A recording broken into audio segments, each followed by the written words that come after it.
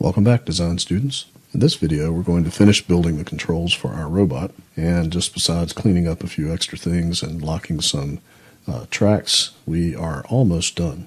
In this video, we're going to build the global controller for the robot.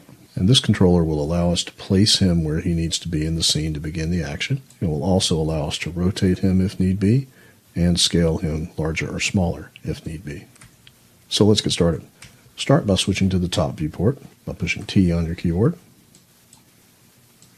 And then let's turn on snapping so that we can snap to the grid. And let's go to the Create tab, Shapes, and we're going to select Line this time.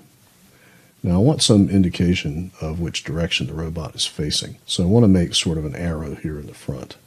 So this is going to be an arrow attached to a square that's going to surround his body. And snapping will help us make this look good. So let's go 2 squares over, click, and 2 squares down, like so. And then let's go 1, 2, 3 over, and up, and back, and down, and then close the shape. That was super easy. Let's turn off snaps. If you need to straighten your shape, simply go to the Modify tab, get Vertex Mode, and straighten it as need be.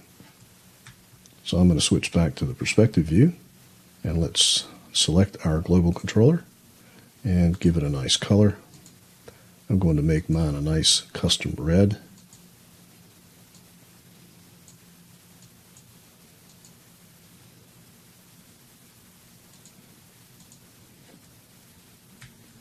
And it looks like it is overlapping the feet a little bit. So I'm going to go to Vertex Mode, and I'm going to grab all of these front vertices here. And I'm just going to move them out some so it's not overlapping the foot controls. And it doesn't need to be as wide in the back here. So I'm going to go ahead and do that.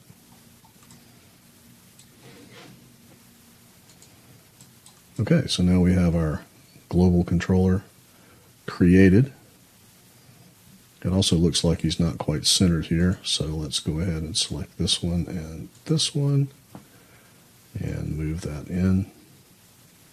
And again, you may not need to do this, but you want your rig to look good, you want it to be organized, and you want everything to be as nice and uniform as possible. So I'm going to go back here to the Modify tab.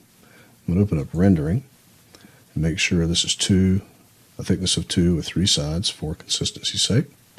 And then while I'm in here, let's rename our global controller CC_global. And to finish this up, it's very simple. Let's select it, Alt right click, freeze its transforms. And then let's Alt right click and freeze the transforms for this one as well. I don't remember if we did that.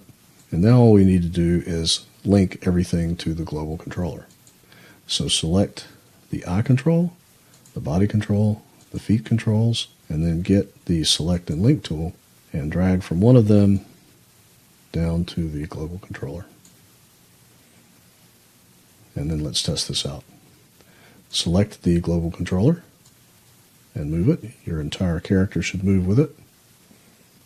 Let's try rotation. And let's try scale. Make sure you're in the exact center of the scale tool, and your character should scale up and scale down. I see that I have a problem with my eye moving. I'm not sure why that is, but he does scale up and scale down without too much craziness.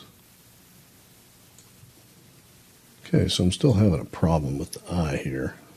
The look at constraint is not following with the rest of the rig, and I'm not sure why that is. But I'm sure I'll figure it out, and when I do, I'll give you an update on that. And in the next video, we're going to finish this up by cleaning up some things. We need to freeze some transformations for some of these objects. For example, we don't want the animator to be able to scale the body control. We only want him to be able to rotate and move it. Same thing with the eye and the feet. So we need to freeze those tracks.